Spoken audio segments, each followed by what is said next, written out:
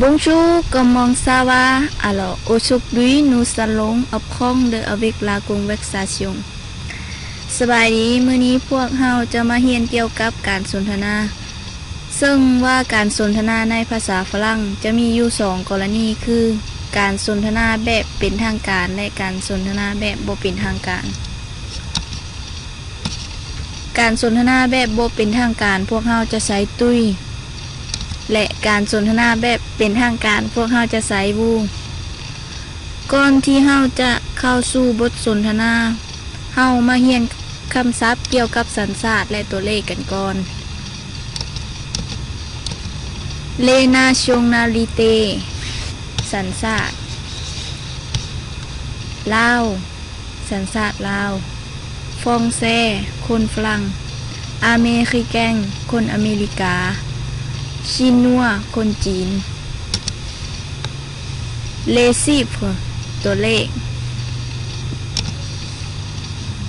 เลขนับ1อ่านว่าอัง2เดอ3ทั่ว4กาดเถอ5แซง6ซิส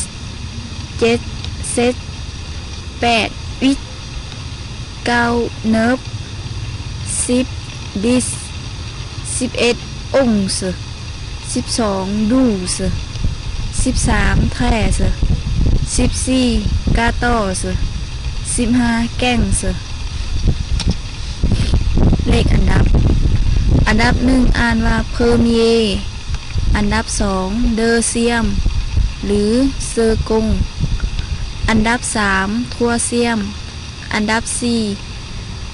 กาเทียมอันดับ5เซงเจียมอันดับ6ซีเซียมอันดับ7เซตเตียมอันดับ8วิตเตียมอันดับ9เนอร์เปียมอันดับ10ดิเซียมอันดับ11องเซียมอันดับ12ดูเซียมอันดับ13ไทเซียม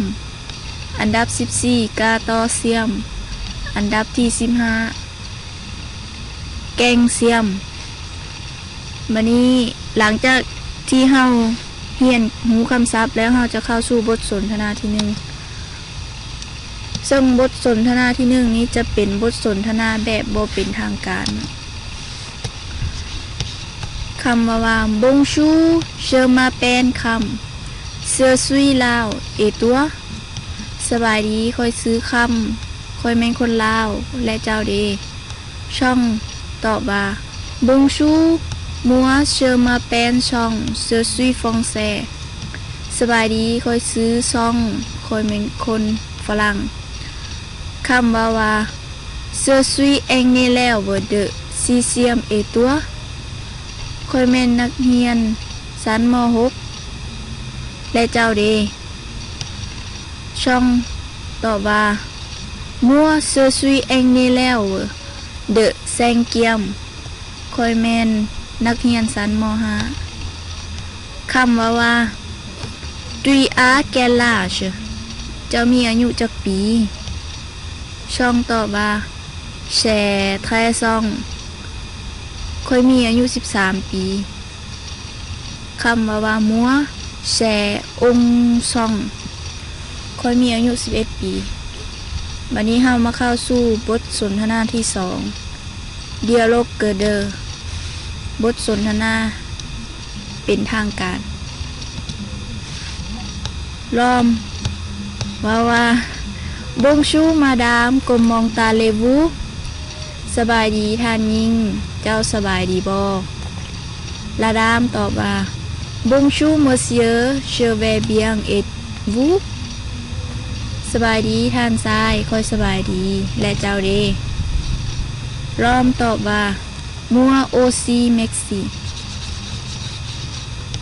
ค่อยสบายดีคือกันขอบใจ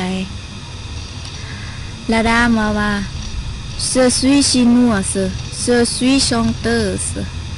j'habite à Pékin en Chine et vous ค่อยเป็นคนจีนอาชีพของค่อยเป็นนักร้องค่อยอาศัยอยู่เมืองปักกิ่งประเทศจีนและเจ้าเดล้อม ว่าmoi je suis américain j'habite à New York aux États-Unis je suis enseignant d'anglais ข้อยแม่นคนอเมริกา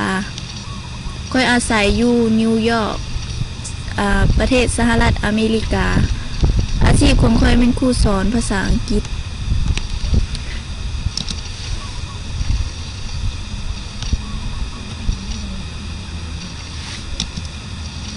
ต่อไปเราจะมาเบิ่งคืนเนาะ